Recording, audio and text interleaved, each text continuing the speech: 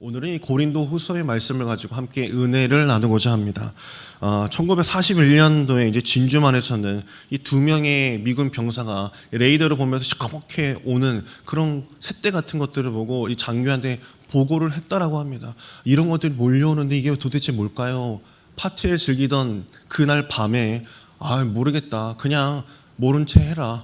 이거 어차피 우리 비행기일 거다. 어디서 이런 것들이 날라오겠냐라고 무시를 했고, 그 시간 뒤에 미군의 엄청난 인명피해와 많은 항공모함이 이 바닷속에 가라앉는 그런 사건이 있었습니다. 눈을 시퍼렇게 뜨고 있어도 꼭 봐야 하는 것을 놓치는 어처구니 없는 경우가 더러 있습니다. 아직도 많은 사람들은 자신의 눈에 보이는 것만, 보고 싶은 것만, 생각할 수 있는 그 범위 안에서 자신이 할 수 있는 능력 안에서만 삶의 전부라라고 생각하는 경우가 있습니다. 그러다 정작 가장 중요하게 관심을 가져야 할 일에서는 낙관적으로 때를 놓쳐 가장 귀중한 것을 놓치는 경우가 더러 있다는 말씀입니다. 바울은 이 복음을 전할 때마다 크고 작은 이 고난을 경험하면서 몸이 많이 쇠약해져 갔었습니다. 막을 방법이 없었습니다. 그러나 현재 자신이 당하고 있는 고통과 고난이 생각할 수 없이 컸지만은 두려워하지 않는 이 사울의 필력을 볼 수 있죠. 고린도후서 4장 18절 우리가 함께 읽은 말씀을 보게 되면 보이는 것은 잠깐이에요. 보이지 않는 것은 영원함이라라고 말씀하고 있습니다. 이 땅의 것을 다 무시하는 것이 아니죠. 오히려 보이지 않는 것을 위해 내가 열심히 살았다라는 것을 말하고 있는 것입니다.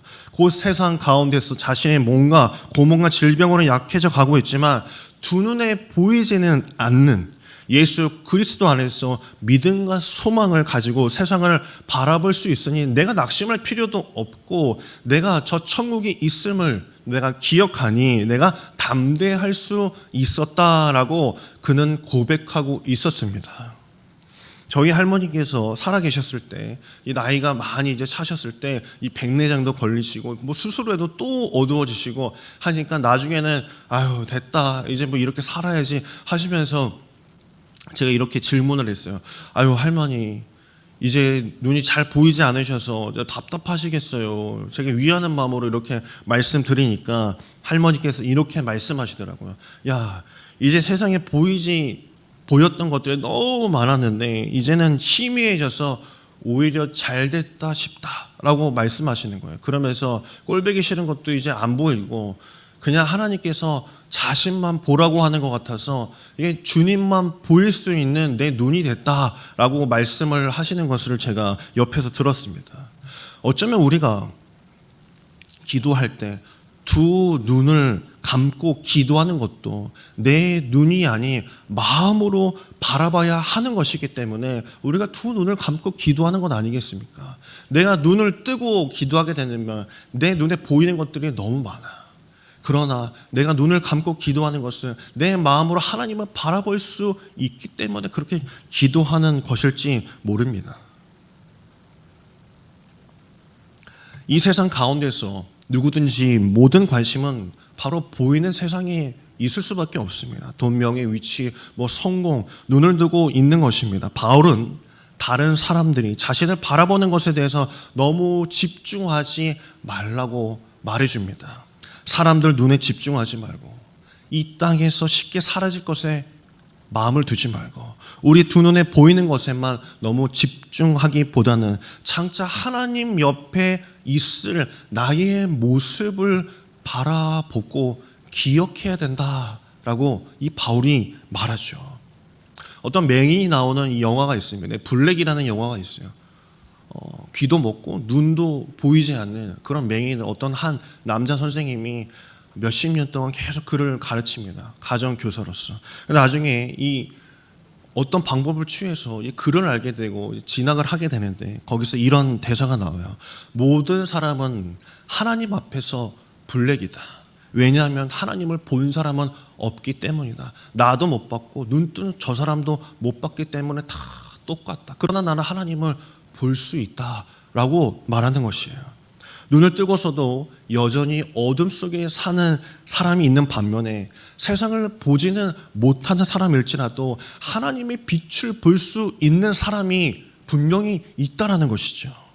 예수님과 제자들에게도 이런 일이 있었습니다. 누가복음 18장에 보면 예수님께서 이 여리고성을 갔는데 맹인이 달려와서 다윗의 자손이여 나를 구원하소서라고 계속 이야기합니다. 그런데 그때 한창 제자들 사이에서 이런 게 유행이었습니다. 너가 크냐 내가 크냐. 예수님께서는 나는 하나님의 말씀에 따라서 난 죽어야 할 운명이다. 나는 십자가를 짊어져야 된다라고 계속 누누이 이야기했는데도 이 제자들은 귀뚱으로 듣지 않았습니다. 그때 맹인이 나오는 것을 보고 내 믿음이 너를 구원하였다 라고 말씀해 주세요. 그러면서 제자들을 향해서 34절에 보게 되면 이렇게 말씀하세요. 제자들이 이것을 하나도 깨닫지 못하였으니 라고 주님께서 말씀하십니다. 아이고 이 답답이더라. 앞 못 보는 이 맹인도 아는 것을 다 눈 뜨고도 너희는 모르다니 차라리 눈 감고 천국 가는 것이 확률적으로 더 높겠다.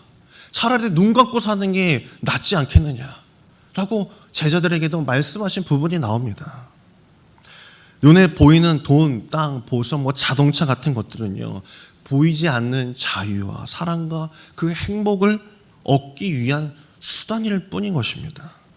집이 아름다운 것은 장식이 너무나 아름다워서가 아니라 그 속에 보이지 않는 사람에 대한 그 그리움과 사랑이 있기 때문에 집이 아름다운 것이고, 사람이 아름다운 것은 그가 소유한 것뿐만 아니라 보이지 않는 그 영원함을 생각하는 것 때문에 아름다운 것이에요. 그 사람이 하나님을 바라볼 수 있는 눈이 있는 것이고 저 천국을 소망할 수 있는 것이 있기 때문에 아름다운 것입니다.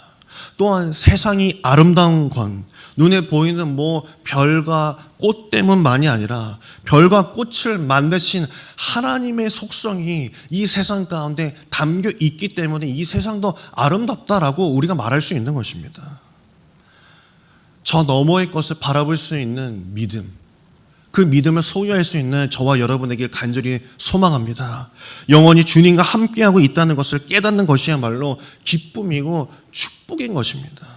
오늘 이 새벽 이 시간 눈을 들어 역사하시는 하나님을 바라볼 수 있기를 간절히 소망합니다. 내 눈에 보이는 것으로 나를 판단하고 하나님을 판단하지 마십시오.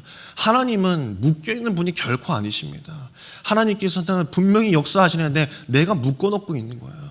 하나님이 이 정도죠. 내가 그렇게 보고 있기 때문에. 하지만 이 새벽에 나오신 여러분들은 그것을 깨우치시고 나를 치유하시고 나의 삶을 이끄시고 분명히 나의 삶에서 분명히 개입하시는 그 하나님을 부르짖는 저와 여러분에게 간절히 소망합니다. 기도하겠습니다.